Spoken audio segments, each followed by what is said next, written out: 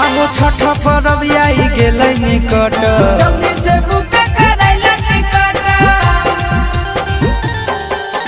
पैसा कौड़ी के हो नहीं है दिक्कत, जल्दी से